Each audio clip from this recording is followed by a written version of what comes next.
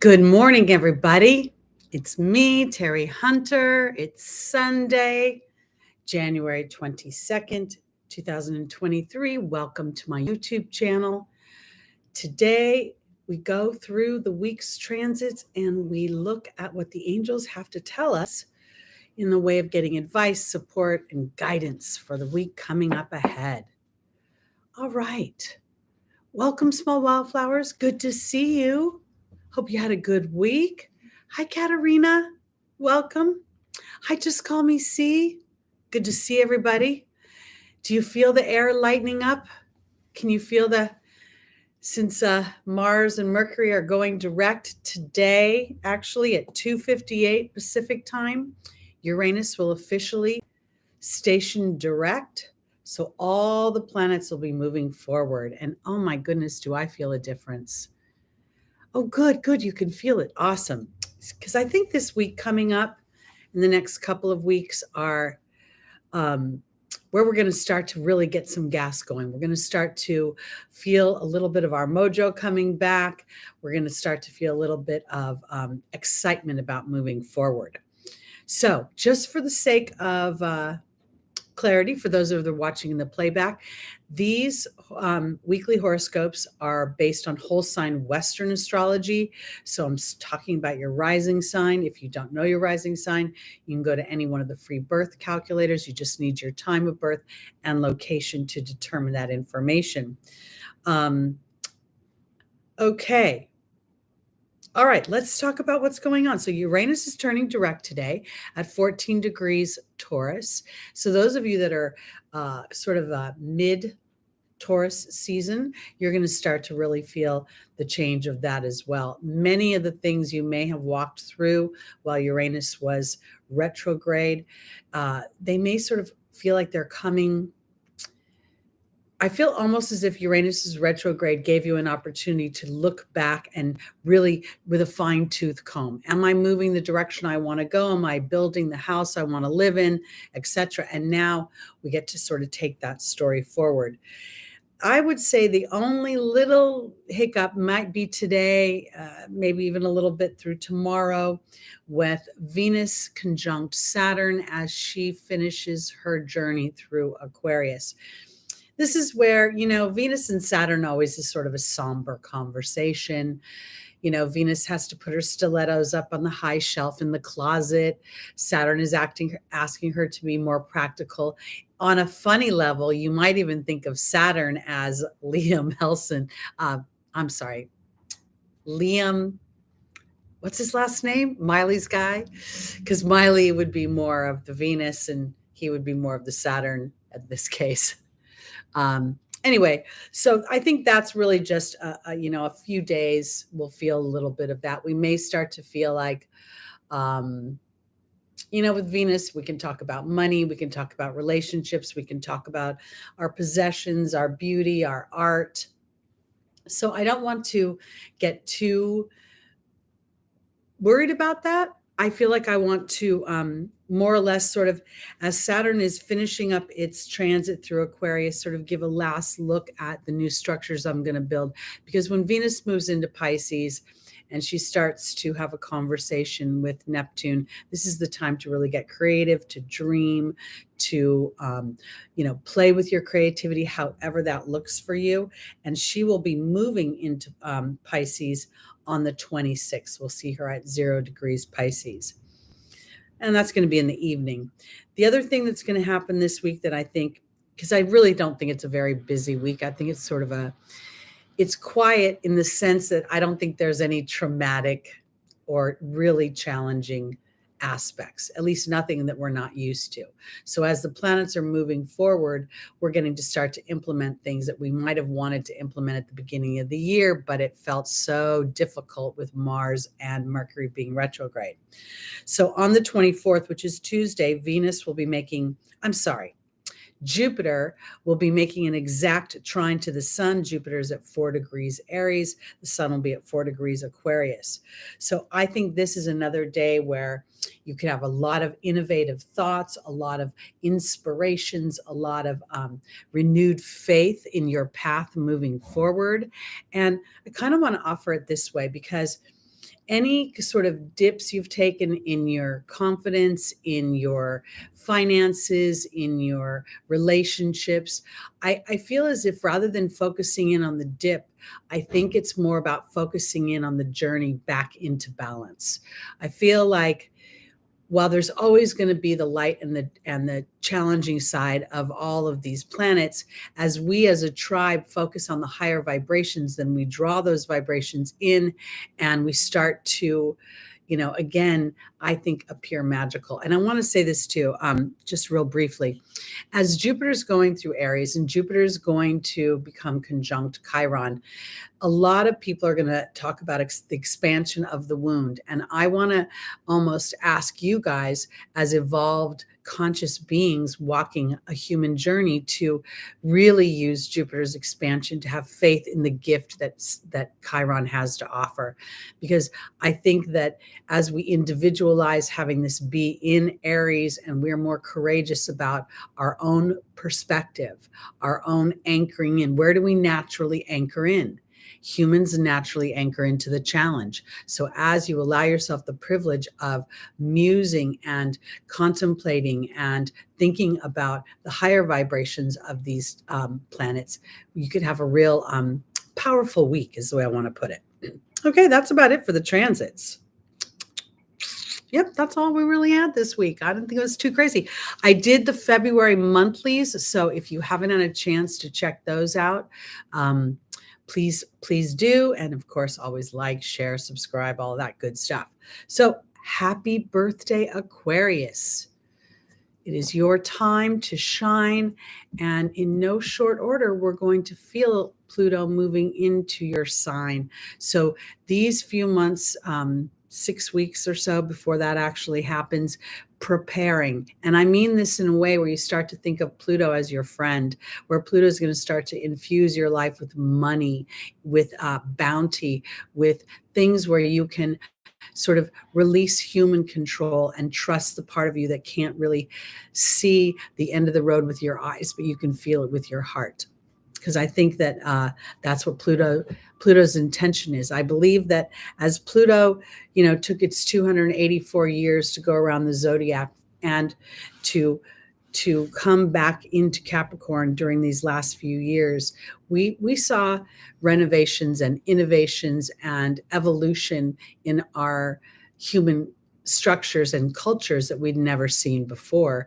And so, within that time, we elected the first African-American president, the first African-American multicultural vice president, female.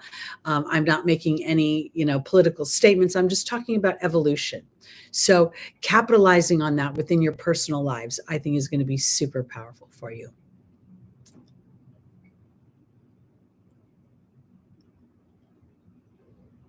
You had terrible, Gita, you had terrible news yesterday. Well, I'm sorry to hear that. Sometimes there's divine disruption where we think there's something that we really, really wanted, and there might be something better in the Ethernet that you're not aware of. So, and I want to offer this because if it had something to do with interacting with others, Gita, there may be a better relationship / team / environment for you to be involved in than what you had been endeavoring, and you just couldn't see that. Oh, Scarred Al, I'm so happy to hear that you're painting again. I really believe that a lot of these motions, the idea of painting, even if you're painting a wall, there's a meditative energy to it. So as you connect to these and be present in these moments, you're really in a meditative state. Okay, so let's go on to our readings. We're going to start with Aquarius and work our way around the zodiac, finally ending with Capricorn. Okay, so here we go. Our tarot card is the card of inspiration. The Ace of Wands is never about the journey to an inspired idea. It is the inspiration itself. And I want to offer it this way because as all the planets are moving forward and we start to really feel, this sort of accelerated energy, the excitement in the air for that. Now, and I want to offer this too, because I think that this is sort of a polarizing energy. I feel like there are dynamics going on where people will still be keyed into sort of these high alert situations. Too much media time can be infusing us with, energies that aren't supporting our passions and our creative input. Because I want to offer it this way. This is a little bit about Aquarius focusing in on you, on your creative genius, on your path, where you want to go, and remembering that everything that you do for yourself on some level, you bring that out into the collective and offer it as an invitation to others to be excited about their lives, to be innovative in their lives, to be to stretch themselves beyond what they think they can do, because that's where the real excitement in life shows up. Gita, sometimes it's hard to be optimistic, and actually being optimistic can be almost a counterintuitive energy. I would really just talk to Spirit and say, if this news and whatever happened, is for my highest and greatest good, and there's a better opportunity for me, then please make that obvious to me. Give me the signs, give me the omens, and then keep your eyes and your ears open for those little things. I don't know if I've ever mentioned this story, but as I shuffle, I'm going to tell you. I actually knew a gal named Gita years ago. She passed away at a young age of 48 years old. And her best friend, we were all kind of a group of girls that hung out together, but her best friend was missing her. And when she passed away, I said to her, Gita's going to give you a sign. And she looked at me, she said she already did. And this woman travels quite a bit for work, and she'd been traveling. And in the airport, painted on the wall, it said, "Hello from Gita."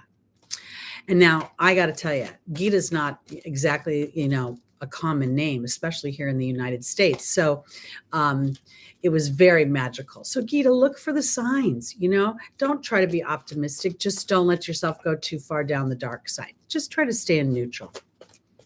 All right, Aquarius, here we go. Our first angel is Archangel Michael. The second is Oceana. The third is Grace and Antoinette. And the final is Aurora. Good morning, Betty. Good morning, DJ. I said good morning to Just Call Me C. Yeah? Okay, here we go.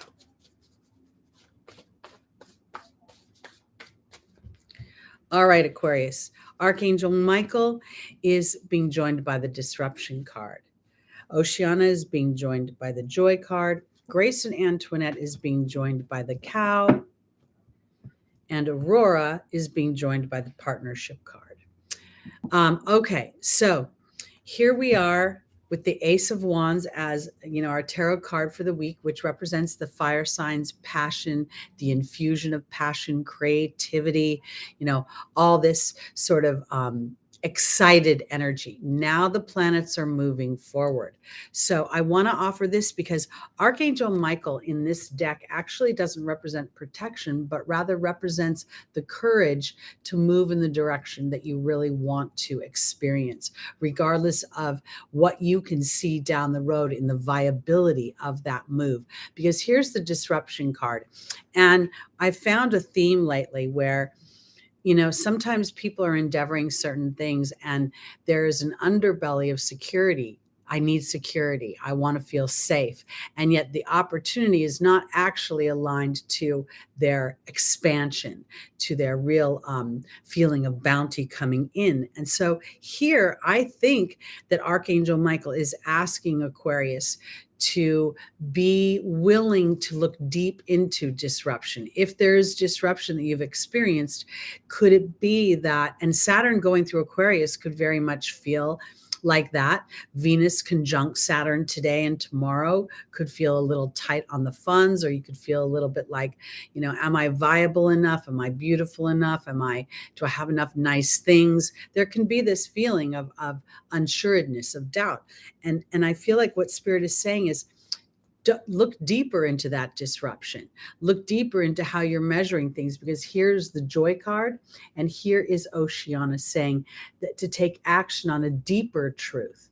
And this is where I feel like, I feel like a rebel when I think about Pluto, especially lately, because I've told you guys for a long time, Pluto's been squaring my ascendant, Pluto's been squaring my sun, and now it's squaring my Mars. And I feel like now I feel benefit with this square. I don't want to tempt the fates here, but what I feel like is that in my willingness to look at the old version of me and the new version of what I want to go through or where I want to walk, and my willingness to assess my believability, then I become braver, because I believe that there's some bounty coming for you, but it's not coming this week. It's something you're teeing up. It's something that here Uranus is going to continue to move through Taurus. And in doing so, it's going to be breaking up structures within that house of money for you. So wherever that is in your chart, Aquarius, you have an opportunity to build and have compassion for yourself as Spirit starts to bring in things that you might not have been able to create with your own pounding of the pavement. I wish I could think of I feel like I have an example on the top of my head, but here Aurora's talking about flying high right now. Don't descend. You'll soon inspire other people. And this is the partnership card. Now, let's say that you want to be in a partnership. And it could be a professional partnership. It could be a intimate partnership. It could be in a partnership with Spirit, or in a partnership with your own inner being. But more than anything, I feel like this is Aquarius wanting to make some innovative changes. And now it's a good time to start to really work in tandem with the universe. It's almost like, I want to put it this way. You say to the universe, you know what, universe, here I am. I'm an Aquarius rising or Aquarius moon, and I want to endeavor a new job. I want to build a Patreon account. I want to build a YouTube channel, whatever it is. Now, I think this is about going back into meditation. Now, this is going back into your connection to Spirit and to be aligned to receiving inspired action. And then letting that inspired action sort of taking a little bit of your time versus trying to rush in too quickly, so that Spirit could start to support that inspired action and it feels more rooted in the 3D world. Because if indeed you're looking for some sort of partnership, now if you're looking for a new job, if you literally want to be in a partnership with someone else, or you want an elevated experience within your partnership, part of that participation is you being able to disrupt the story you're already telling and have the courage to tell a different story. So, all right, let's go on to our Pisces, rising moon, sun, and stelliums. And yes, happy Chinese New Year. It is the year of the rabbit. This morning, I pulled a Kyle Gray card for myself, and I pulled the bunny. I pulled spring. I thought that was kind of funny. Okay. Let's see where we're going with our Pisces. Because, when Venus enters Pisces in a couple of days, she is at her best friend's house. This is a really super good time for creativity, wherever that is in your chart. And if you are a Pisces rising, this is all about you. Okay. And we have the Hierophant here. Now, the Hierophant is a major arcana card, so it has more influence than, say, a minor arcana card. And here I'm going to go straight up to, what do I believe about myself? Pisces is the most compassionate, I believe, sign. And in some ways, that compassion can be a double-edged sword. Sometimes you're so compassionate that you actually are submerged into somebody's sad story, and it doesn't serve the person telling the sad story, and it doesn't serve you. So I want to offer it this way. As Venus enters your house and all the planets are moving forward, any ideas you have about wanting to move a story forward, first thing I want you to do is look at what you believe about yourself. This last, the last half of 2022, I thought was really hard, and it was really hitting me in my financial sector. And I can't tell you how many times I asked myself, do I need to go look for a job? And I would, in the depths of my soul, I couldn't imagine actually going to work at a job. I have a job. This is my job. And part of my opportunity was to persevere through Saturn sitting on my Chiron. So those of you that are, look at your natal charts, look at some of the, oppositions, and then ask yourself at a deeper level, what do I truly believe about my abilities, about my ability to be a creative being? I was thinking about this morning. I don't know if anyone would agree with this, but I was thinking that magicians are ruled by Neptune, because Neptune does illusion. And there's so many facets and opportunities for creativity that aren't just the standard ones we think of when we think actor, painter, writer, dancer. So play around with this a little bit, because this is fun. This is a transit going through your first house. Stephen, I want to offer you this. You get to start getting a paid job. Need is a heavy energy, and there's a whole resistance behind it. And when we pay attention to the subtle vibrations of the word need, should, have to, you'll see there's a dragging foot. And that dragging foot isn't serving the higher vibration of what you want. Because you get to start looking for a job, or you get to start inviting in a job that not only pays you monetarily, but that you feel satisfied, you enjoy your coworkers. We get to start thinking around the circle, not just one aspect. Because money, after a while, when money has been satisfied, or we feel a sense of flow, then we start becoming disgruntled about other things. So when we start our manifestations, to be able to be thinking like almost in a 360-degree way. So Pisces, our first angel is Daniel, the angel of marriage. The second is Isabella. The third is Maya. And the final is Astera.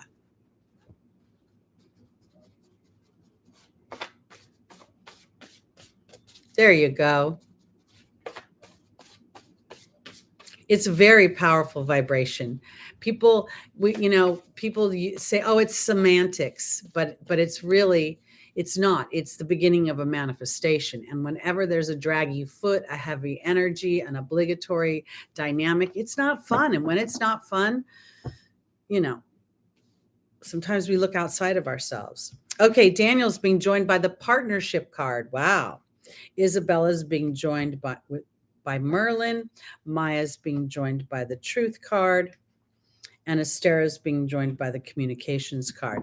So, the Hierophant represents religion, So there may be some of you that are actually endeavoring new partnerships, new situations with new energies, intimate objects of your intimate your heart here.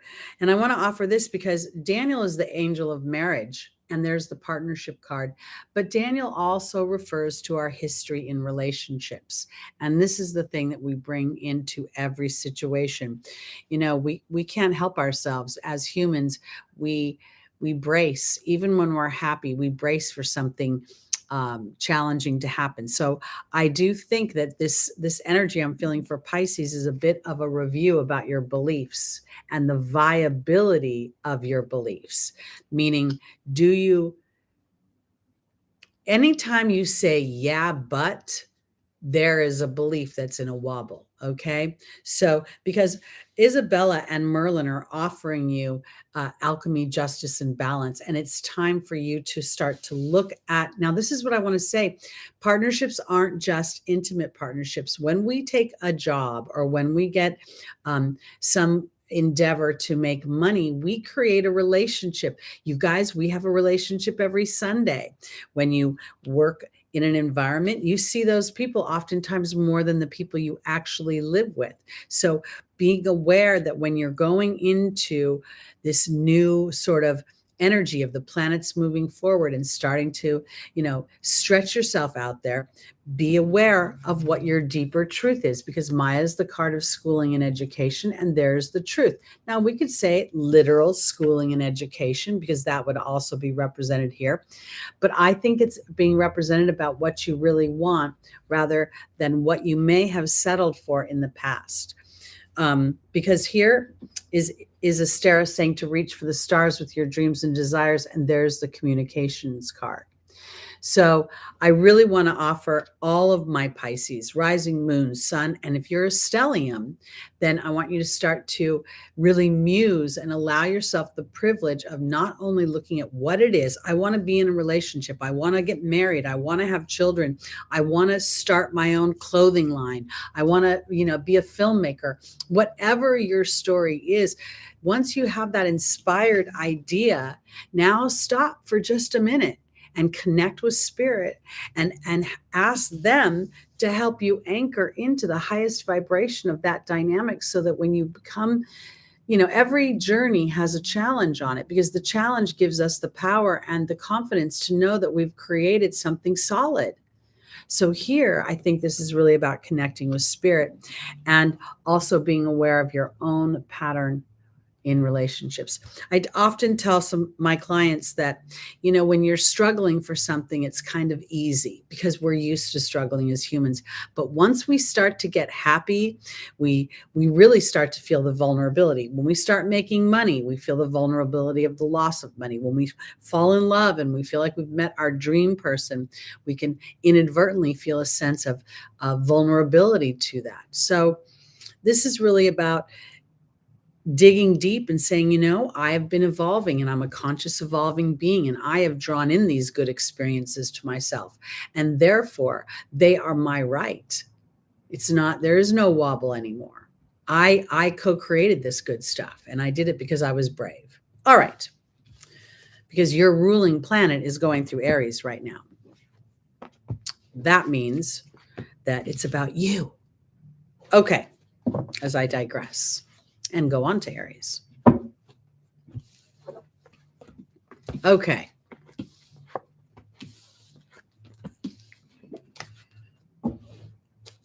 Let's go on to Aries. Okay, the Knight of Swords.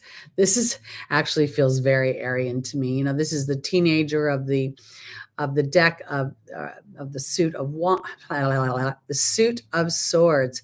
And this guy is going a little bit too fast for his own good. And it's here I want to say that there could be this, Mars had been in Gemini and been sitting at 8 degrees for quite some time. I think today it finally moved to 9 degrees. And so there could be this bit of anxious energy.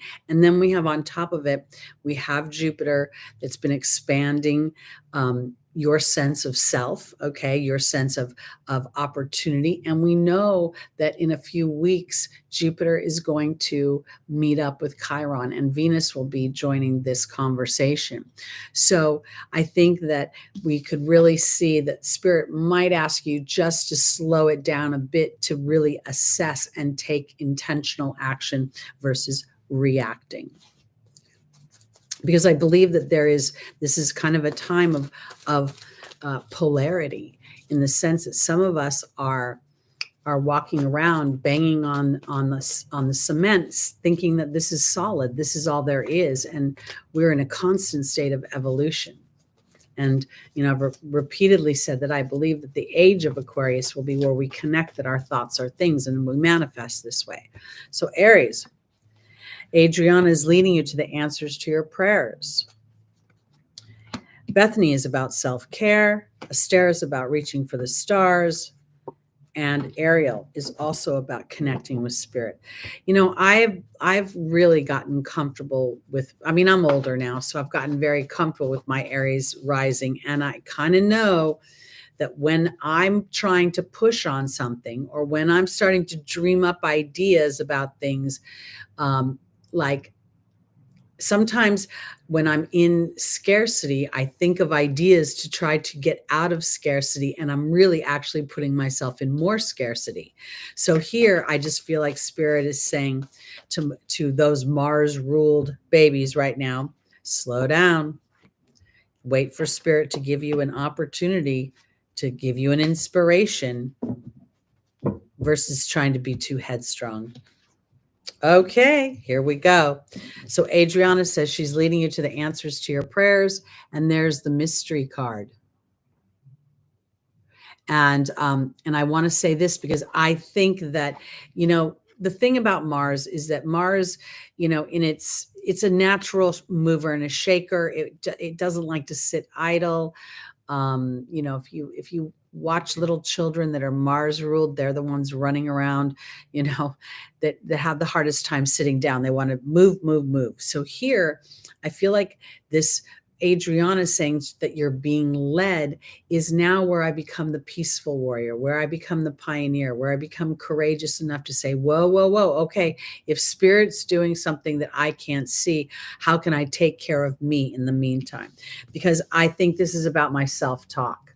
The beginning of this year, my Mars ruled self had a meltdown because it was so stagnant. I'd never had 9 days in a row where, 2 people booked and both of them canceled. And I was just like, are you kidding me? And I, who do this every week, didn't even start to consider Mercury being retrograde and Mars being retrograde. And as I connected with Spirit and they reminded me of that, I calmed down. Astera says to reach for the stars with your dreams and desires. And here's the asking and receiving. Mars, don't charge ahead. It's your job to receive right now. And when I say Mars, I'm talking about Aries, rising moon, sun, and stelliums. Being ruled by a planet that wants to take action, that's willing to go into the unknown, whether there's danger or not. And so here, now it's time to focus on your connection with Spirit, because this way you will take more. With Jupiter being in your first house, you have an opportunity when you connect with Spirit to take action that's more effective. Abraham will say, one that is connected to source energy is more powerful than a million who are not. So I think that's what this is about, and starting to look deeper into the idea that if there is a pause, if there is a restriction, if there is some sort of stuttering, is it because you're not doing enough, or is Spirit doing something on your behalf? Okay, here we go. On to our Tauruses. Okay, and this is what when I was meditating this morning, I was like, oh, Taurus, prepare, because Jupiter is going to go into your house in May. And this is going to really give you the next year or so, maybe a little over a year, to really capitalize on what Uranus has been doing in your first house. Liberating you from fixed energies that weren't serving you or that weren't allowing you to feel the fullness of your own expression. All right, let's see what your tarot card is. Balance in the form of temperance. Now, this is a really, really, this is an easy energy. This is an energy where this is Archangel Gabriel, and there's a sense of ebb and flow. And when I say that, I feel as if I look at the crown and the card, and it almost looks like there's still a bit of a journey. Okay, the bit of a journey to the gold here, but also knowing that, if you're on a journey and you're just trying to move, at some point you're going to burn out. So this idea of allowing for a rest, and then the rest serves the vitality of the next lap of the journey, because that's what I think is going on. And I think also I want to offer it this way, because there could be with Taurus that the rest comes from really not thinking too much, or not trying to think your way out of whatever is going on. Because Uranus rules the nervous system, and Uranus can make you feel nervous, meaning literally trigger anxiety attacks. And at the same time, I kind of feel like when anxiety steps in, there's an alert, meaning that alert is like, am I lined up to the truth of what I want, or am I lined up to some sort of scarcity and I'm trying to find security in something?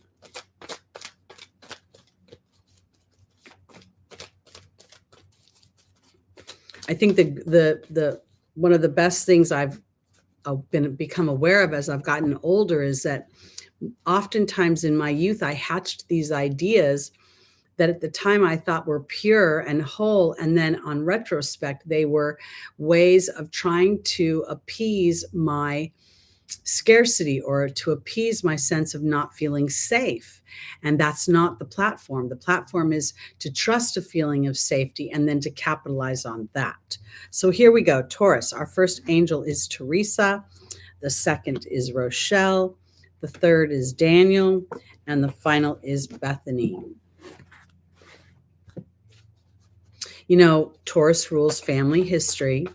So it rules all history, really. But, you know, the history that we get from our family, our sense of confidence comes there.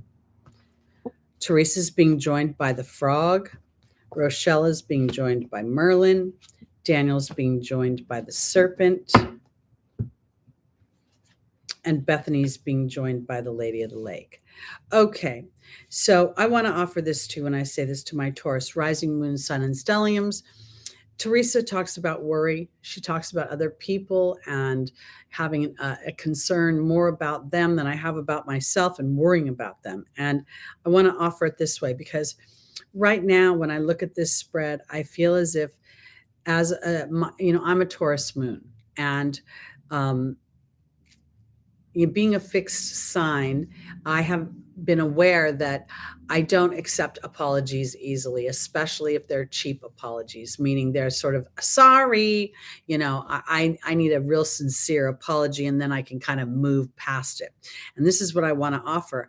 I think the balance comes in as Taurus starts to realize that your personal emotional well-being is going to come from not worrying about other people and not worrying about closure and not worrying about validation and not worrying about getting them to say they were wrong or say that whatever you need them to say to validate yourself. Because here I feel like Merlin represents a karmic card to me. It represents alchemy, justice, and balance. And now this is about your heart. And when I go into the angel's advice, there's my history card. Daniel's my angel of history. And now here's shedding a skin. It's also about knowledge. And when we have long-term relationships with, members of our family or long-term marriages, we already predispose how somebody else is going to respond. We already have enough experiences where I know you, and so sometimes it's hard to let go of our history because we drag that history into the future or into the present. So here now, I think this is an opportunity for Taurus to say, you know what, it is what it is. And now I just have to take care of me. This is about self-respect and responsibility and their self-care. And as a Taurus moon, I know that I have a story and certain stories that I say over and over again, oh, poor me for this, or oh, poor me for that. And, the focus of that story is never going to change. My dad is dead, so that relationship isn't going to change. My sister's like 3 times a fixed sign. She's not going to change. So my musing on what has hurt me or what has, been imbalanced, what isn't serving me. So I think what's going on is Spirit is asking Taurus to really take care of you now and to look at the other parties and sort of be like, you can't ask an apple to be an orange, and they are what they are, and this is what it is, and I can't do any more about that, so I get to move this way. Because I think that really Spirit is off. The way you'll feel balanced is to take care of you and let the universe take care of them or whatever the situation is. All right. Because, with Mars still traversing Gemini, there could be, for all I know, there could be some challenges in your work environment or, with your siblings, because Gemini is your second house and Mars can still be kind of cranky in that house. Okay. Speaking of Gemini, let's go on to Gemini. Here we go. All right, Gemini, we have the 10 of Wands. This is not an easy energy. It's sort of what I think, where you're working hard, not smart. This character is carrying this load in the most uncomfortable way. And it's actually such a burden that he cannot see that if he just adjusted his position, the road is clear ahead. So let's look and see, Gemini.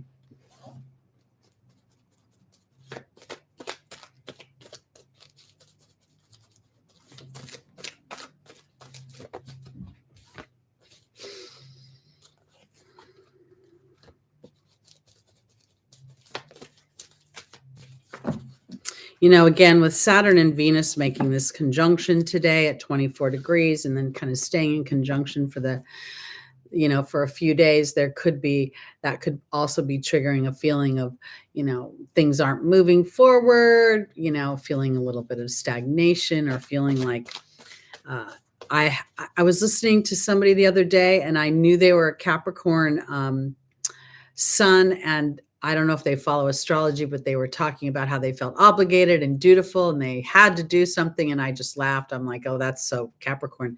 So you may be having a little bit of this Capricorn energy, making you feel like you have to do things a certain way. And it's creating burden. All right, Gemini, let's see. All right, Archangel Raphael talks about a physical healing. Yvonne talks about vulnerability.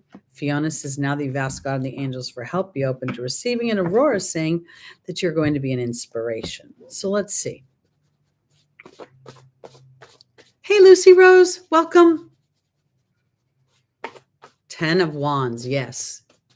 Thank you, Stephen. Did I say 10 of Wands? I hope I did. My words.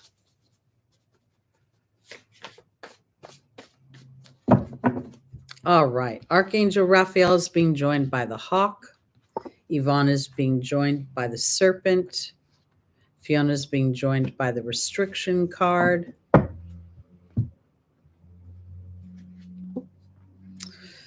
And Aurora is being joined by the burden card.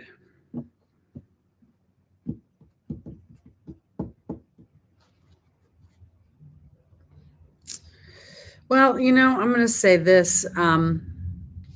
When I look at this, Gemini, I get a feeling more so that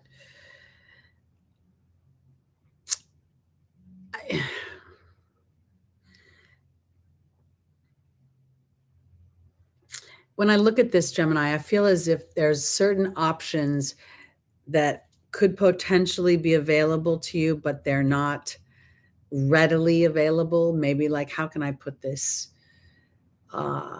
Because there's a sense right now of when Archangel Raphael is here, I feel like there's an epiphany coming in some way. I always kind of key into this bright white light over the head.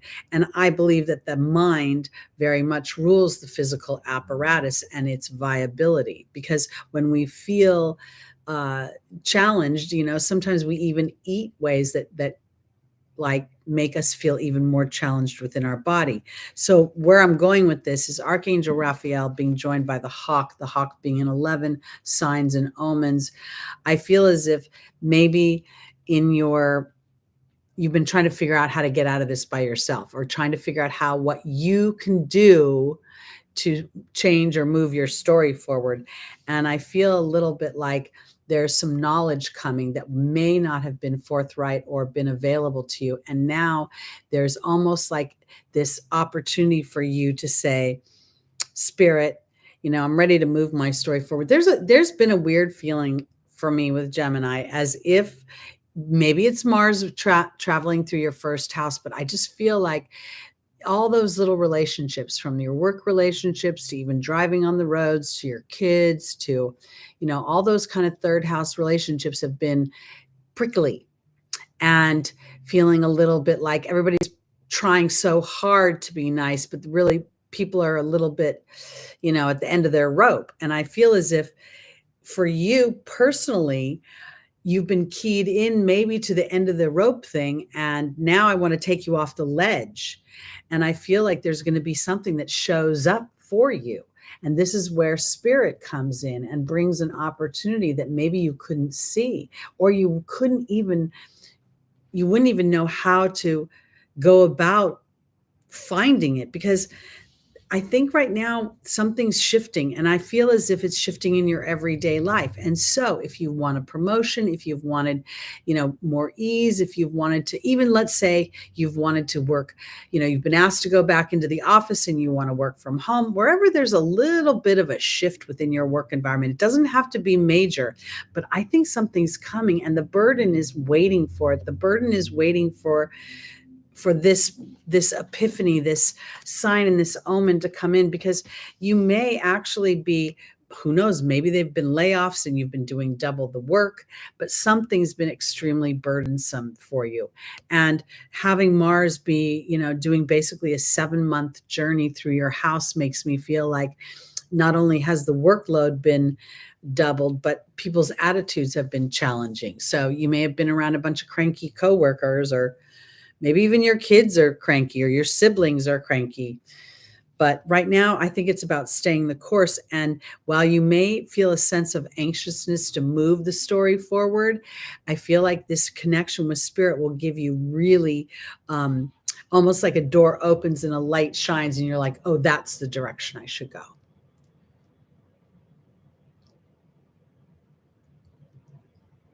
Oh, yeah, absolutely, Lucy. Something is going on. I've really, it's kind of funny because this first part of the year, with the retrograde and everything, I just felt like, I don't know, I could see myself getting caught up in the energy of it and the frustration of it. And as I was able to surrender the frustration, things lifted. And this is why I feel like the square that Pluto is making to my Mars right now is teaching me how to take brave action versus when Mars gets into its knickers in a knot. And I can do that very easily. Okay, let's go on to our Cancers. The Cup of Love. Okay, now this is interesting because whenever I see the Knight of Cups, I always kind of key into these wings on the top of his head and on the bottom of his feet. And here we are, we see this Pisces fish all over his armor. There's even sort of this,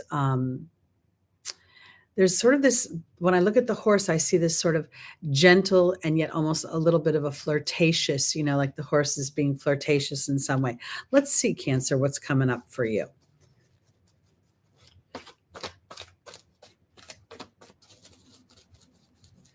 Because if the south node on my Mercury isn't driving me nuts, I believe that as Venus moves into Pisces on the 26th, it'll be trining Cancer. Yeah.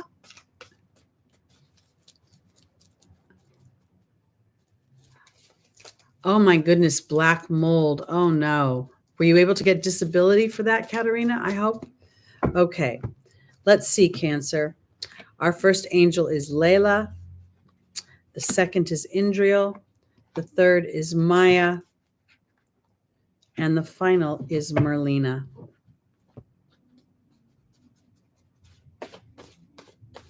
Oh no. Did you try to apply?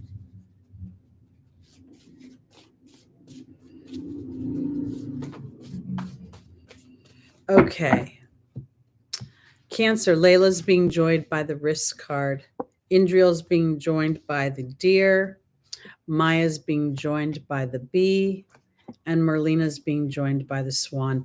As I started to pull the angel cards, all of a sudden I got this feeling of Cancer's intuitive body. Cancer's, sort of being lighter about the information that may be coming through for you.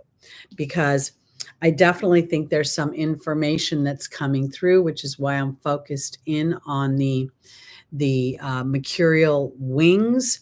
And I feel almost a little bit like, Cancer has a tendency to want to make sure home and hearth is all, wrapped up. Everybody's cared for. Everybody's got their hot meal. Everybody's got their blankie and their pillow and everything's comfortable.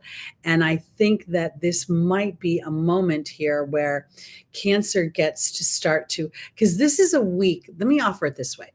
This is a week where we're teeing stuff up, where we're starting to energetically, mentally, emotionally, and intuitively lining up towards the things that we have been calling forth.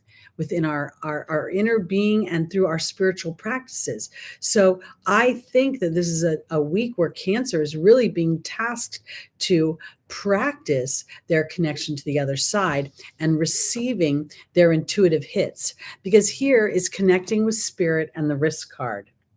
Now I have in the final position Merlina and the Swan.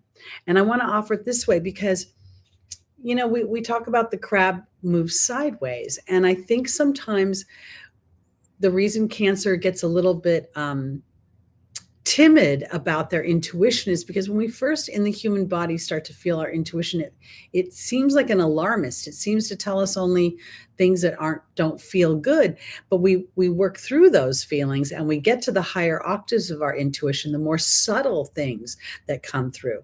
Because Indriel is the light worker, and I don't think this is about fear. I think this is about gentleness and diplomacy, as you yourself have been calling forth certain experiences, and now Spirit is starting to have a dialogue with you.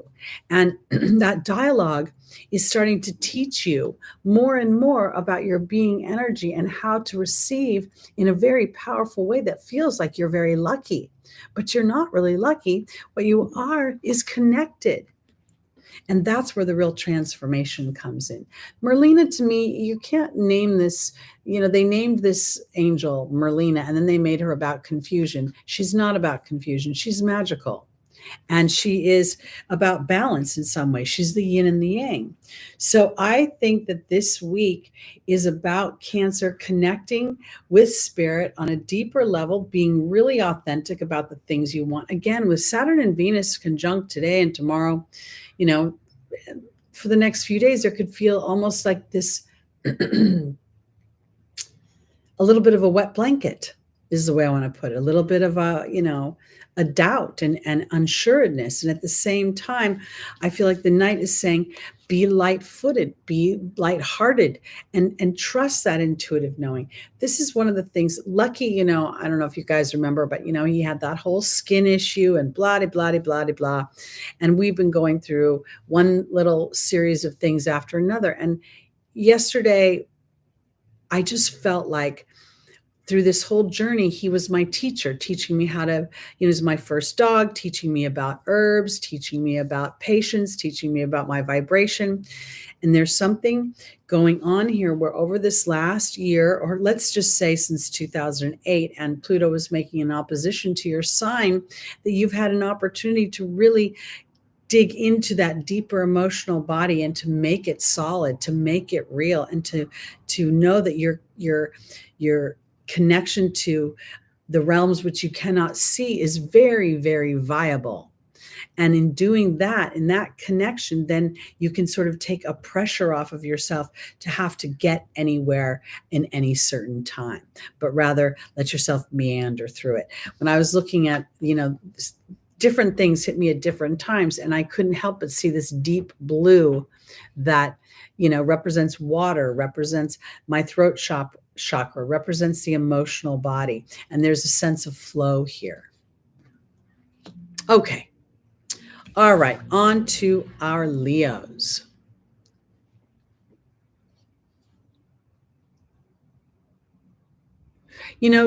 Jules, when your mind is super, if you can't feel the slowing down of or quiet of the breathing in meditation, I would offer it this way. You listen to an Abraham lecture. Most of them are 15 minutes, or you could spend time doing the exercise. I don't know if you guys remember, I did a short, and it's a bit of a meditation. It's where you take the alphabet, whatever language you speak naturally, and you write down what it is that you want. When I get that great job, this is what it feels like. And then you take each one of the letters and you write an adjective. I feel abundant. I feel blessed. I feel confident. This will help shift your focus, and this will give Saturn happiness because you're doing something to move the story forward. And then Venus will help you line into your self-worth, that it will come. Because every once in a while we have to understand that we really are not sharks. We're not meant to just continue to buzz around in a circle. We are meant to rest and the environment right now makes us feel like we need to make things happen. I do too. I love Buddhist meditations. I love to chant. Nam myoho renge kyo. I braid all these things together. Okay. Are you ready, Leo? It's your turn. And we have the Queen of Wands. And if this doesn't look like a Leo card, I don't know what does. This is a very nurturing energy. We see the two lions at the top over her head. We see the lions on either side of her. So this is about courage. This is about passion. This is about, when I see the black cat, it's kind of funny to me that the big lions are, on the chair, and they're not really depicted in a breathing, living way. And yet there we have the black cat in the front. And there's a little part of me that feels like that black cat is about healthy boundaries, and it's about 9 lives, and it's about big things don't have to happen. Small things can happen, and it's our job to pay attention to them. Because if you see a big lion, you may have one reaction to it, and now with a little kitten, it's something different. Pardon my manicure, or lack thereof. Just not something that's gotten on the priority list lately. All right, here we go. Leo, rising, moon, sun, and stelliums.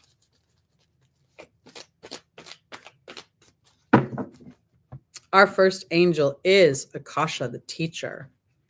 The second is Yvonne. The third is Ariel. And the final is Ray.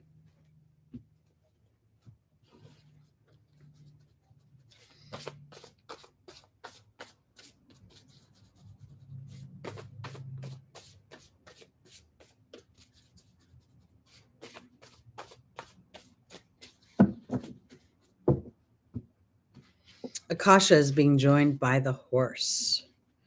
Yvonne is being joined by the trust card. Ariel is being joined by the water fairy. And Ray is being joined with the deer.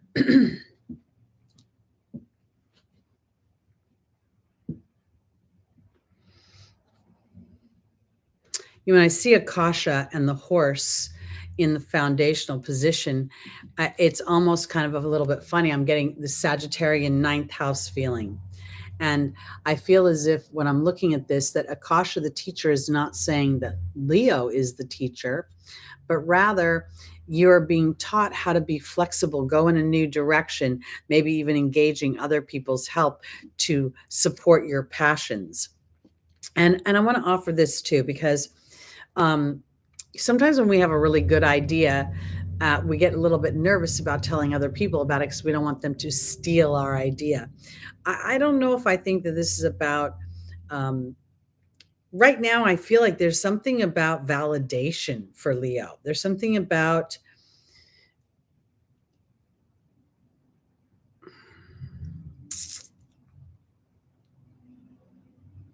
there's an interesting feeling here of, I feel like I'm being tasked to move in a different direction, meaning this, thinking about things differently, imagining like, okay, this is the example I can use. All right. I don't know if you guys ever look at the banner on my YouTube channel, but I did not put intuitive astrologer for the longest time because I felt slightly intimidated to say it. I don't know why. I thought somehow all those other YouTube astrologers would, seek me out to criticize me. And then all of a sudden I just became more comfortable with who and what I am and how I perceive things and what I have to birth into the world, not trying to compare myself to other people. Okay. Now that's what I think you're being taught.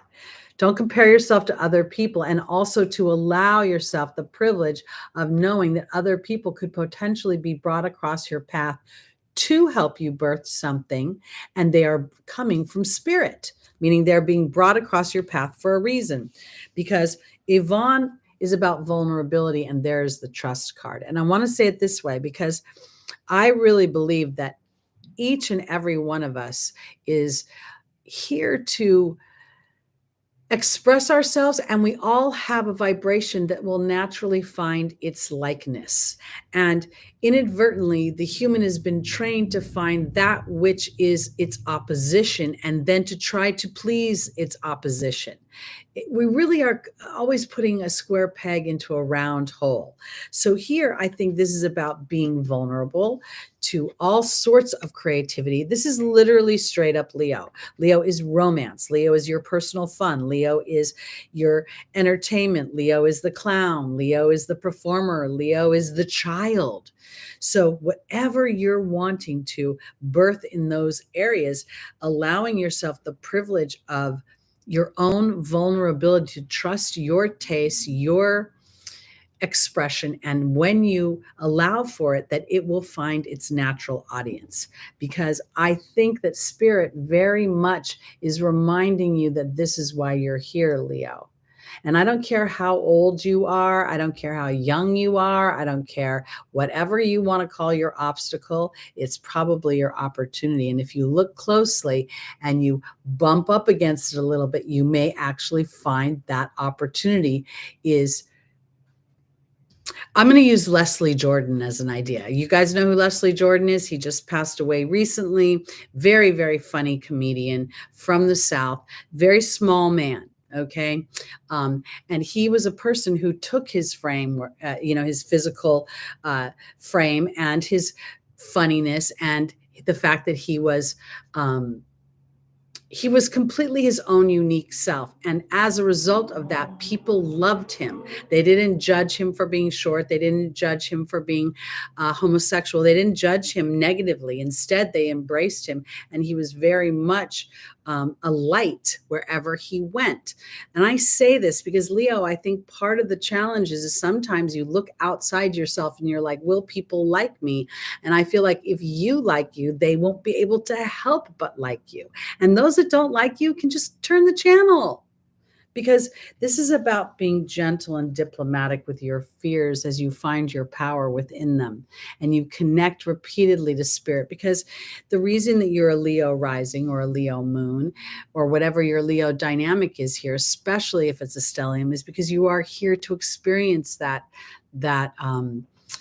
creativity, that enjoyment, that excitement. There is just so much here for you. And unfortunately, that when we get in this human apparatus, we will hold ourselves back from that expression because we are fearful of the judgment and criticism that will come towards us. And I feel like this is a time to just say, I'm just gonna give myself that permission anyway. Oh, Lucy Rose, yeah, he did. He passed away about a month ago, I think. Jeff Beck, David Crosby, yeah, it's really Lisa Marie Presley. Oh my goodness, it's unprecedented. When I was a kid, they used to say it happened in threes. Now it happens in 30s. Feels like 30 people pass away at once. It's just crazy. All right, let's go on to our Virgos, rising moon, sun, and stelliums.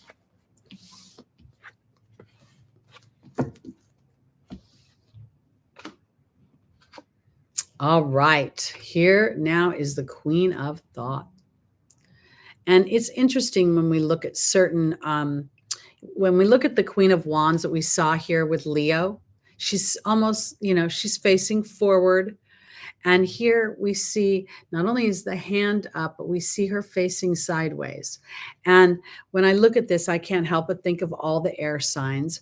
I can't help but think of that there's a certain amount of fairness, which is why she's not looking directly, because she has to take a posture of allowing for the balance, an understanding that balance is not the absence of disruption. It's not the absence of the dark spot, but it is a combination of dark and light that is flexible. So let's see, Virgo, because there could be an opportunity to harness your thoughts, to look and see. This is the greatest gift I think I've been given from my Pluto transits. I didn't know when my Pluto transits were conjunct that they were happening. Thank you, Jesus and God and everybody, that I didn't know that. But now that I know that they're squaring me, this is where I came up with this idea between the squares really representing an old version of myself that I want to evolve past and be intentional about, and this new untried version of myself. And that's what I think is kind of going on here, is an opportunity for our Virgos to look underneath what's really going on underneath the surface of my own particular way of thinking. Welcome, Heidi. Good morning. Oh, enjoy the park. I bet it's a lovely day. Isn't it summertime there for you guys? Okay, Virgo, here we go. Let's see where this opportunity to harness.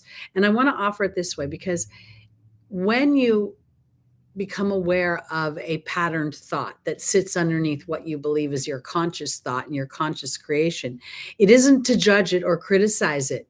It's more about just like the awareness alone already starts the shift into balance. And sort of trusting that is a very divine energy. Gina Lola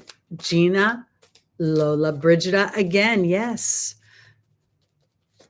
So many. All right, here we go. Virgo, rising, moon, sun, and stellium. Xana, the angel of protection. We have Akasha, the teacher. We have Opal, saying that God is watching over. And then we have Archangel Uriel.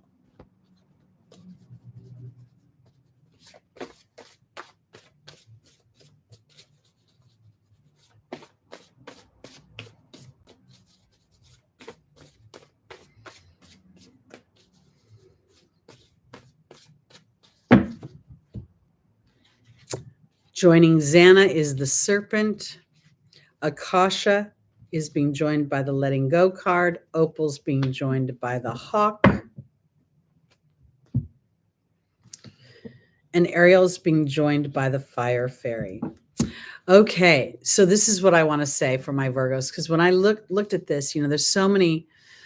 I went to thought, but if some of you are writers or teachers or deal with words and you've been feeling stymied or stuck or uninspired in some way, I feel like this is an opportunity to take a walk.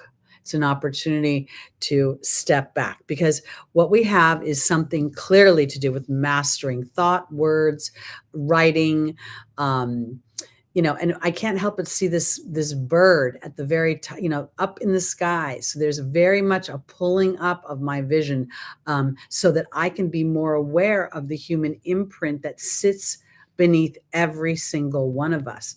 Because, the thing about being a creative person and being a writer or being, in a creative energy, you can't sit down and push it out. It doesn't work that way. It comes through inspiration. And if you're a writer and you know your characters will start to talk to you like they're human beings. And they'll tell you what kind of toothpaste they like. And if they like pulpy orange juice or no pulp, crunchy peanut butter or smooth peanut butter. So I think, because with Archangel Uriel being in the final position here, there's the potential that you've felt frustrated. Now, Mercury was retrograde until the 18th. We're just a few days out of that. Mars was retrograde until the 12th. So now is an opportunity for you to really feel protected as new knowledge comes to the forefront for you. That's what I'm not thinking this is about healing. It may be new information comes that either inspires you or brings things into a place where it starts to make sense for you, because Akasha is the teacher. And sometimes I think we're being taught to not let go of a situation, but to let it sit for a minute. I am a Taurus moon. I can't let go of anything. If you've burned me, you better say you're sorry in a really sincere way, because I will really never forget it, and if you repeat that behavior, it'll stack up in my mind.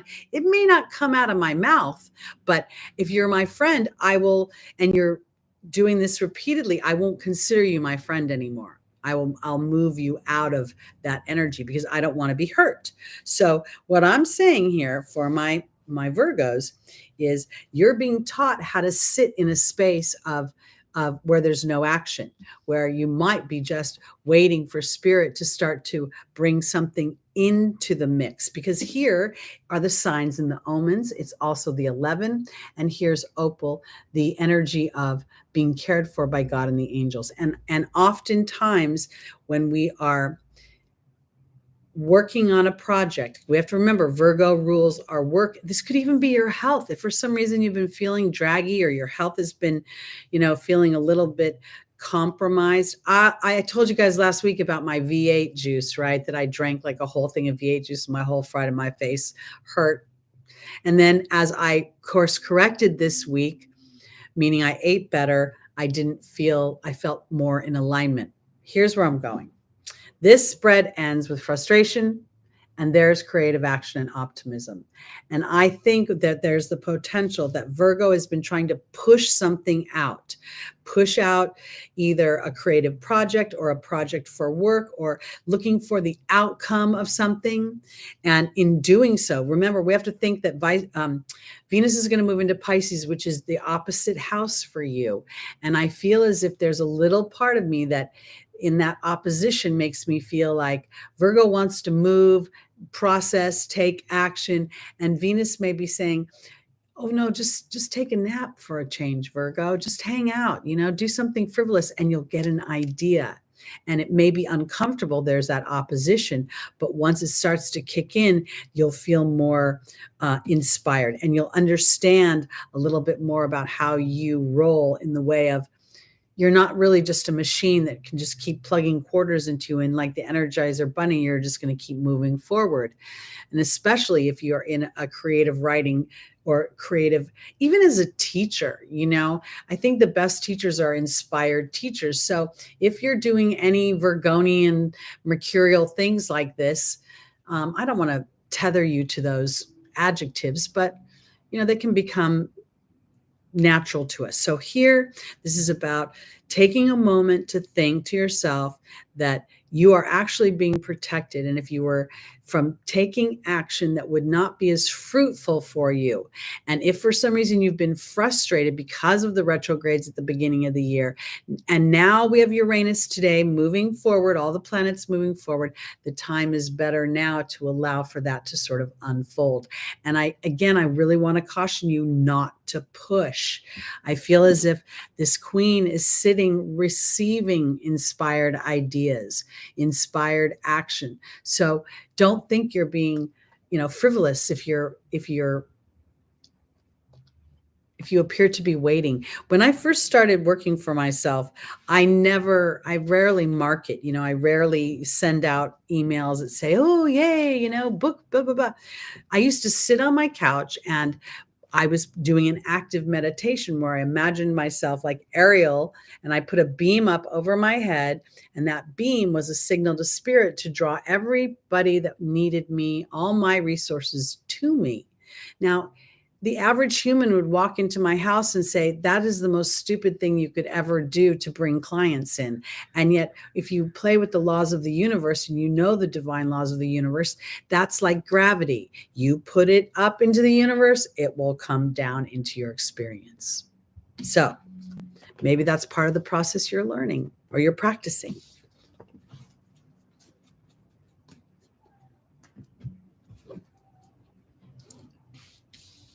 Okay.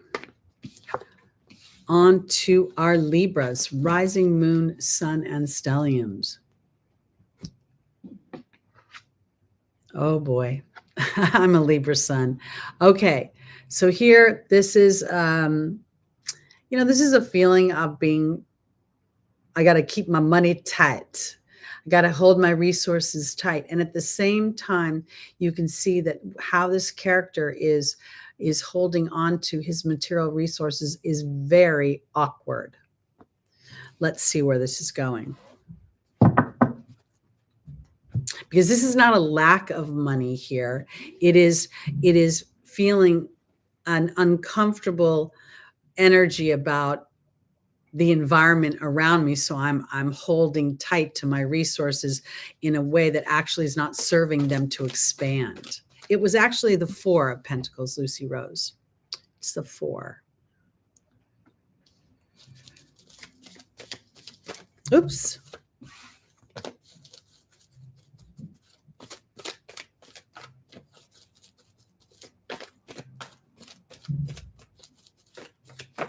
This could be very much the Saturn-Venus conjunction over the next 2 days, because Venus rules Libra, and Saturn, Venus doesn't enjoy her conversations with Saturn. Saturn is always trying to put her in a turtleneck or have her button her shirt up to, way up here.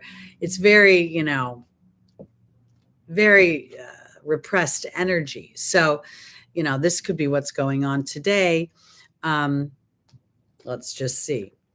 There's Caressa saying you're at the end of a life cycle. There's Archangel Raphael. There's Rosetta and the Patience card. The thing about that Saturn Venus conjunction is, Saturn, we very much think of Saturn as a little bit of a wet blanket, right? And yet the 11th house is the house of hopes and dreams. It's also a Upachaya house that rewards over time.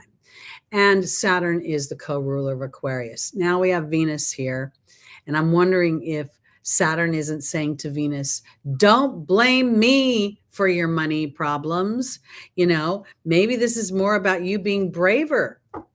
Because, when we think about Venus ruling Taurus and ruling Libra, Libra's a cooperative sign, and you may inadvertently be waiting for somebody else you may be looking for a partnership of some kind, and maybe this is really more about you as an individual, and this is why things are feeling awkward. Let's look and see. Caressa is being joined by the deer. Archangel Raphael is being joined by the dog. Rosetta is being joined by the novice. And the Patience card is being joined by the stag.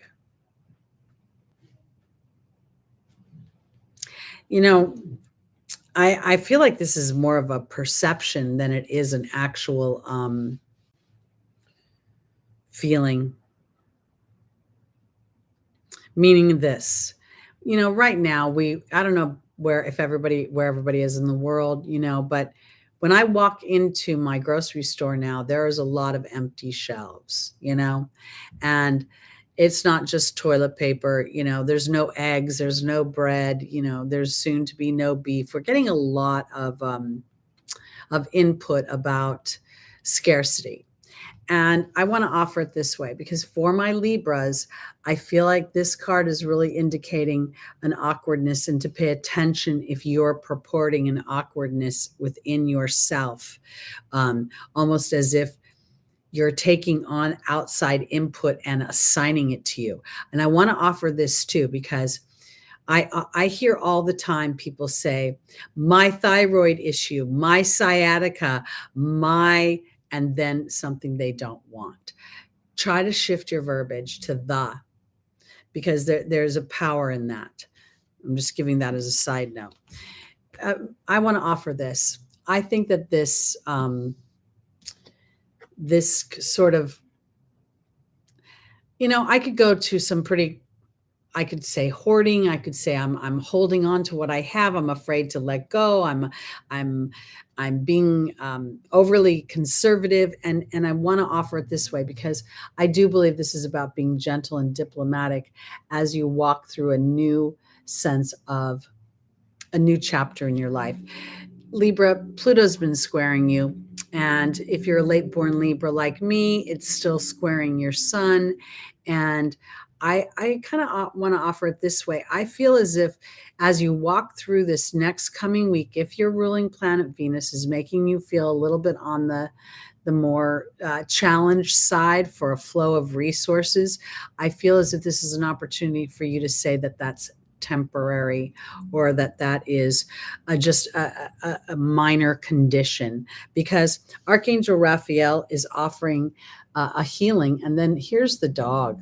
And it's funny to me because I could go to unconditional love, but I don't. I think it's about being loyal to your own idea of yourself and what you want for yourself. There's an unstable new beginning here associated with a childlike energy. And then there's the Patience card, talking about observation of your own energy while you stand in leadership of for things. And I want to say it this way, because There's a weird feeling in this spread to me when I look at it, that it's worry. It's not real. It's just worry. It's like the combination of what I'm hearing outside myself and then my own sense of needing a sense of security. The Venus ruled people, myself also, I have a Venus moon, and I meaning Taurus moon, and I have a Libra sun. And I think, I have my own concern about resources, but the thing that gets me through is trusting the divine laws of the universe and really observing what is my energy when I walk through a certain situation. Where am I going? So I think this is about being loyal to yourself. I think this is about trusting that you are a child of God. And rather than going to outside sources to get validation for whatever you're feeling, in the way of feeling a little stuck, don't talk to people about being broke. Don't talk to people about not being able to move your story forward. I'm not asking you to be ignorant of it, but I feel as if you keep talking about it, you inadvertently keep bringing that situation, or at least the feeling of it. This was the other weird thing that happened to me the end of 2022. I felt broke, but my bank account, while some of it looked broke, it wasn't as broke as I was feeling it. So there's something going on here with Libra that is kind of in a weird space between feeling something that isn't actually quite happening to you. So don't give life to it. That's what I'm going to say to myself. Don't give life to being broke. That's the only way I want. That's the best way I can put it. And I think that, when I look at this Archangel Raphael, because I know he's the physical healer, but to me, I really see this, as I get my mind in alignment with the truth of what I want, then things start to happen in ways that I can't even imagine. And part of my job is to stay out of what I know. And this is a little bit about the danger zone, because the further you get down a path of success, the more you can look at that path and determine whether future success is viable. And this is where I've had to pull myself back to the very beginning of starting my work and knowing that I didn't know where money would come at all. I just kept going to source and saying, if I'm meant to do this, if this is truly a gift that I have, then I will build it. You bring the people. And the people started to come.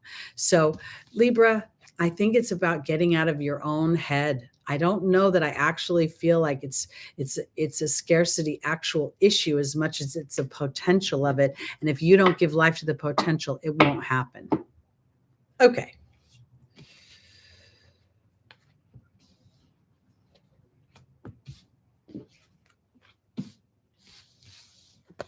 Yes, Lucy Rose. When you build it, they will come. And that's the other thing about trusting your own unique expression. Because when we are unique within our expression, those that are unique within theirs feel comfort. They don't necessarily have to like it. They just feel comfort. Okay, here we go, Scorpio. Are y'all ready for a little bit of feeling the love bubble? Here we are. This is the Two of Cups. This is partnership.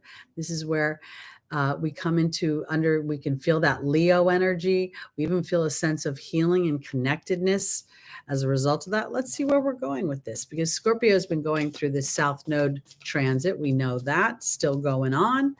And, I don't think that's so negative. Meaning, I think that's where we start to transform into a real spiritual way of looking at things, where we start to say to ourselves, well, if this isn't working out, would it have made me as happy as I perceived it would? Maybe I missed something.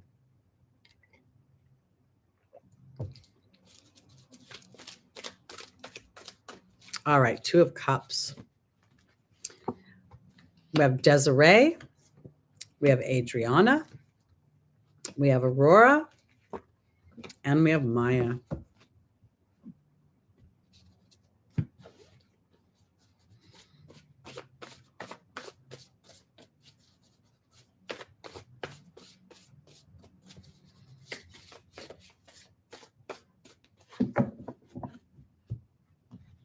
Desiree is being joined by the Wealth card. Adriana is being joined by the Burden card. Aurora is being joined by the Swan.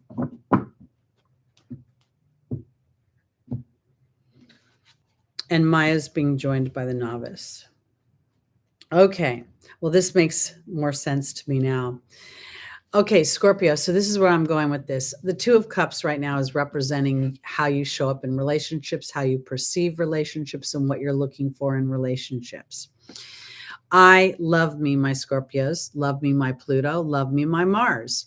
And I want to say this because you are one of the most rich, most savory, like literally, I see you, avatar. I see you. And I want to offer it this way, because if you're dumbing down in your relationships, if you're willing to shave off some of the beautiful edges that are yours in order to fit a square peg into a round hole, it's time to reevaluate that situation. Okay. When we talk about the fixed signs, that one of the challenges is that once we focus on something, then we don't want to be wrong about it. We want to be right about it. And we have to sometimes ask ourselves, do we want to be right or do we want to be happy? Because Desiree is saying conditions are not favorable. And then there's the wealth card. And this is really my harmonious wealth card. This is where I really have to look at all the facets of how I enjoy a relationship. Am I allowed to be my powerful self in a relationship? Am I allowing myself to be, all that I can be? And if I am either being out of balance in some way, because with the South Node going through Scorpio, I think that it's been asking you to really be egoless in your self-expression, in who you are, in allowing yourself to blossom. And if for some reason you've held yourself to a smaller experience because you didn't want to alienate other people in your life, that might be the wrong way to go about it. Because here, all right, here we go. Adriana is leading you to the answers to your prayers. And then there's the burden card. And this is where I get that fixed energy of sometimes humans see things and they're like, I want that. I want the way that looks. I want the way that feels. And yet at the same time, the big picture is not serving long-term happiness. And so I feel as if what Spirit is saying is to sort of reevaluate from a broader perception and a broader perspective what it is that you want, and allow yourself the privilege of trusting if you want it, it's viable. And now, instead of trying to assign someone that position or perceive where you'll find that position, it's about inviting it in. Because Aurora says you're flying high right now. Don't descend. You'll soon inspire others with your example. And then here's the transformational swan. And this is a trusting of an inner knowing, because here in the final position, we have Maya and we have the novice. Maya is about schooling and education, and here is about trusting skills that have not been practiced. So I feel as if the South Node in its last year or so, and it's almost out of your sign, it's been asking you if you've been overly dependent on situations that were disempowering you in some way. And now it isn't about throwing anything away as much as it's about infusing that power in a balanced way into your experience. Allowing yourself the privilege of that, and knowing that as you allow yourself that privilege, that you are lovable and that it's viable. And that I always kind of think of, Oprah has Stedman, and Stedman must be, a pretty self-actualized person not to fall prey to the perception that the rest of the world has of Oprah.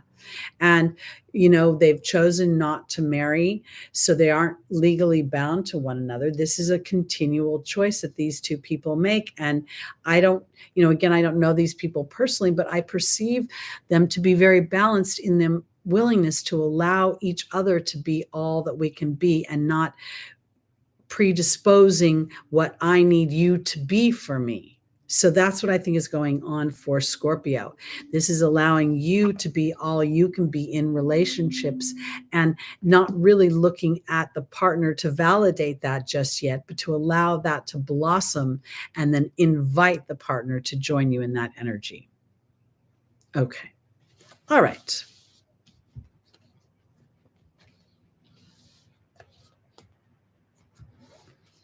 Let's go on to our Sagittariuses.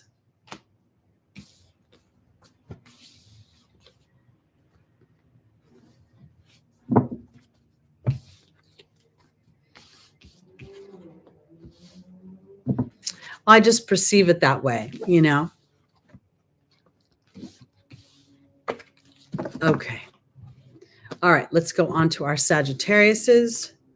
The sun, this is a wonderful energy. This is this is where everything starts to grow. This is where there's still a sense of vulnerability. Look at this little boy or girl having to sit naked on this little pony, and yet with the arms out, there's a sense of prowess and trust that I'm willing to go for the ride. And there's the Sagittarius here. So let's see. Let's see what we're talking about here. Because again, this is where the planets are starting to move forward.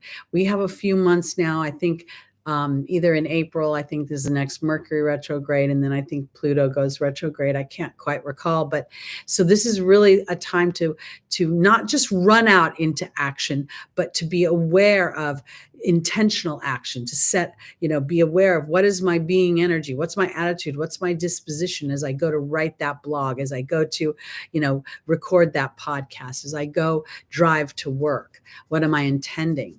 Because as you start to become aware of that, you'll become magical in the things that you can create, and you'll create a flow that others will not even be aware that they will acquiesce to. Okay. Sagittarius, our first angel is Sonia. The second is Maya. The third is Teresa. And the final is Adriana. Ooh, I thought I dropped them. Yeah, at 2:58 Pacific time today, all the planets will be moving forward. Uranus moves forward today. I double checked it. Sonia and Merlin are coming together. Maya and the King. Teresa and the Joy card. Adriana and the Hawk. I got to tell you, I think this is a fabulous spread.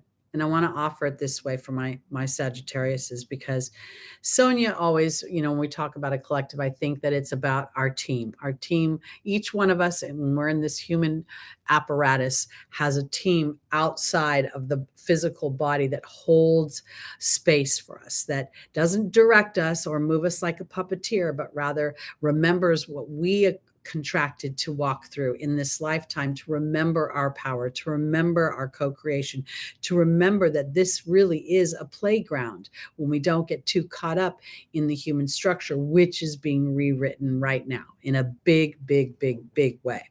So here it is time for Sagittarius, not only to start to trust that the sun is coming out within your life, I think it's also a time when you can really start to connect that this idea of a baton pass, that while you endeavor certain things, there's also this one little spot in every endeavor where you're sort of throwing it out to spirit to give you the next inspired action. And it's coming, and it's bringing bounty, because here you're learning more and more how to master those realms that you govern. You govern, Sagittarius. Who am I? Why am I here? What's the point of life? You govern the connection to the angelic realm. Now we have your ruling planet going through Aries, which is about me and my expression of myself out in the world.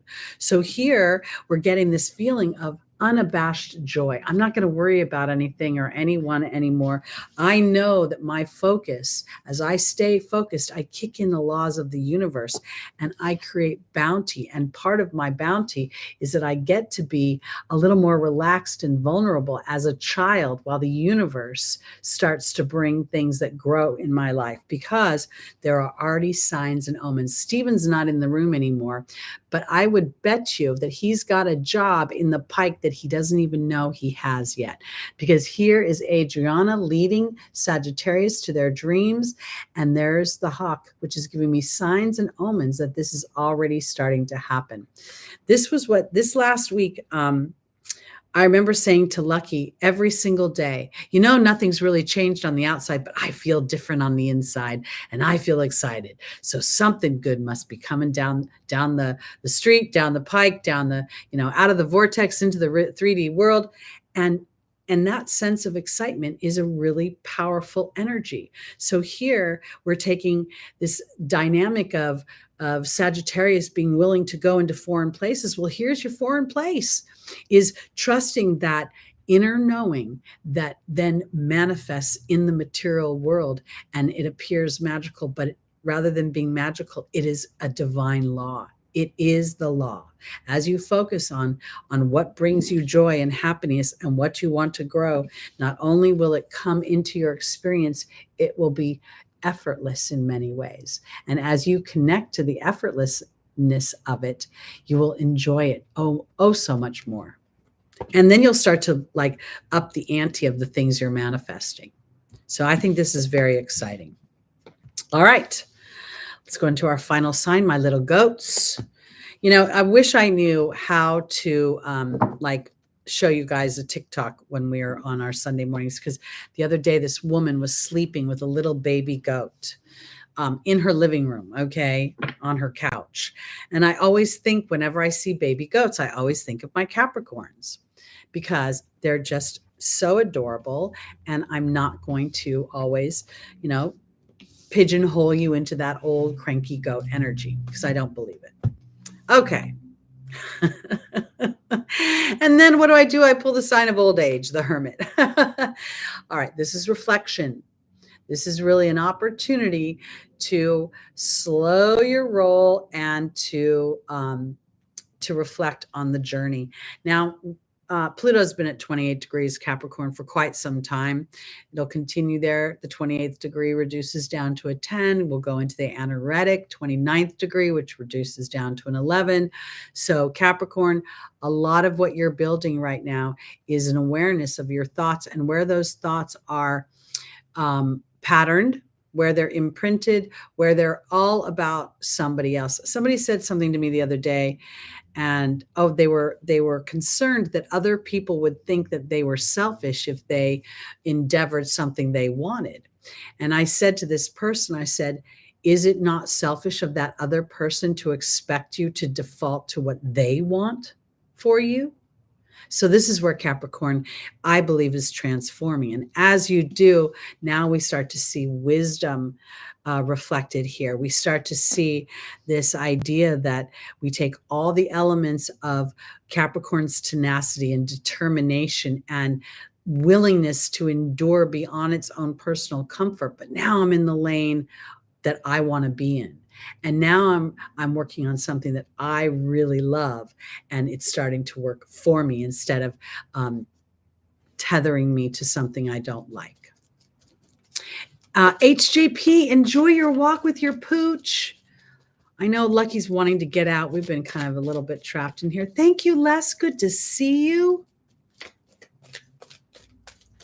Okay.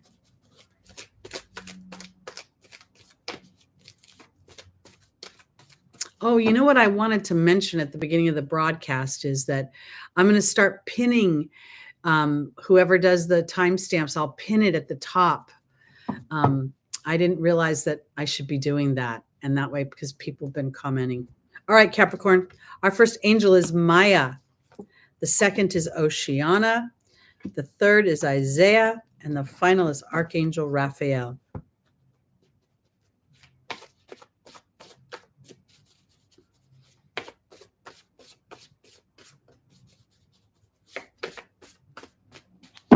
All right. Maya is being joined by the Lady of the Lake. Oceana is being joined by the Swan. Isaiah is being joined by the Eagle. And Archangel Raphael is being joined by the Queen. I got to tell you, while many of you having Pluto conjunct anything scares everybody. Okay. Let's just call a spade. But let me offer it this way, because I really think that Pluto going through your first house has had, yes, have you had some jarring, experiences that have maybe shook you to your core. And at the same time, I think that you've been getting increasingly more courageous to understand that as a Capricorn, you are a natural leader. And as you're a natural leader who thinks outside the box, because if you're watching videos like this and you're on a journey of self-awareness, then you're Capricorn elevated. You're not just the depressing, sad, wet blanket. I do not believe that Cronus is forever going to eat his children. I believe everything evolves. So here, Capricorn is actually getting schooling and education about how powerful your deeper truth is. That when you give up your power or you acquiesce to someone else's agenda, you're not really flowing it at the highest level of who and what you can be, because you've been transforming over and over again to trust that inner being, that inner knowing that's nudging you in a certain way. And it's offering you a swan's experience. It's offering you an experience where you start to feel something beyond what you felt before. And this is why your tenacity does reward over time.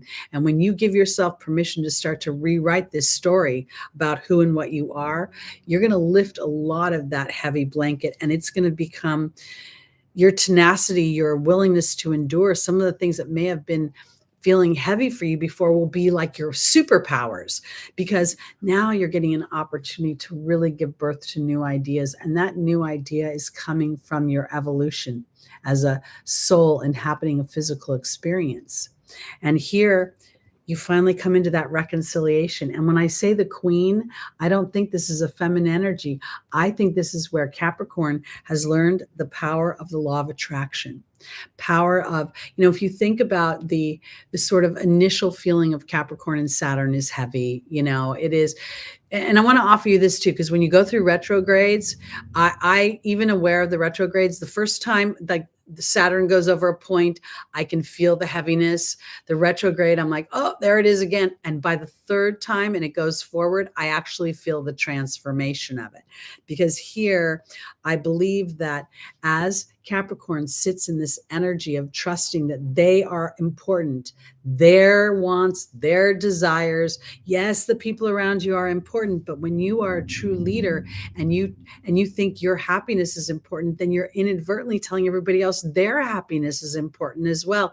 And this is where you become a receiver, where you are effortlessly not only a leader for others, but then you're saying, this is where I'm putting in first the focused thought. It's the be, do, have. And it's the wisdom that the Hermit has offered you through the reflection of Pluto's transit in your first house. Pluto represents that deep psychology, that imprint. Sometimes when you look at a pregnant woman, she'll already start talking about, who and what that baby is inside of her, or even the father, who knows. And that baby is really that soul that's going to inhabit that physical experience, is the one who's really most well equipped to define that journey. And this is where I think Capricorn starts to see that, where you want to be a cooperative component with others, but then you start to realize that just a little bit of a rebellious energy, because again, Saturn co-rules Aquarius. And if it co-rules Aquarius, then it has influence, in a Uranian way. And I think this is about where you've started to kick in the laws of attraction. You understand the divine laws of the universe. You don't panic when there's an ebb, because there'll be a flow. And then you start to line up your thoughts. And as you line up your thoughts, you start to see those things start to come back. And now the journey doesn't feel so hard. It feels like a journey of wisdom and enlightenment. Enlightenment. So this is a week I want y'all just to kind of, give yourself an opportunity to sit back in your intention and look and see, why am I creating this? Why am I endeavoring this, whatever it may be? Because, as I've endeavored certain things. You know, when I first started this YouTube channel, it was about storing the videos of my cats. You know, when I started it in 2009, when I started to nurture it was after my stint on Lotta's channel.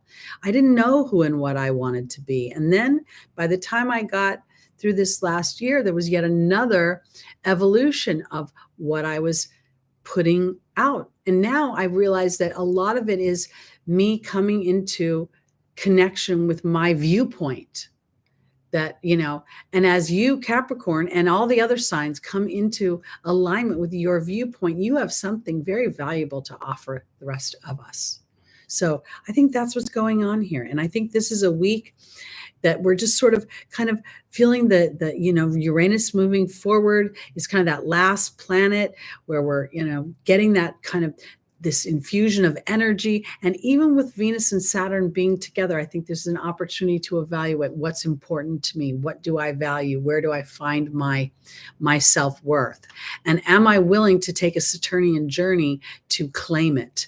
Because again, Saturn is not really going to care whether you're happy about the journey. He's going to want you to continue on. So, all right, everybody, that's it for this week. And real quick on a side note, I wasn't going to say anything till next week, but on February 5th, that's not next Sunday, but the Sunday thereafter, I'm going to record the show. I'm doing an event on the 4th, and I think I will end up being up too late to be... my history is when I do an event, if I get home at midnight, I can't fall asleep till 2 or 3 in the morning. So I'm going to take that day off, and we'll do a video instead. So just giving you a heads up, and mostly for Small and Lucy, because, you know, they're always so good about helping with the timestamps and all that. So, all right, but we'll be here next Sunday, the 29th, as we round out January and move ourselves into February. And by the way, check out the February videos. They're out. Check out your rising sign, your moon, and of course, your sun and any stelliums. All right, everybody. I love you. I'll see you next Sunday. Peace out.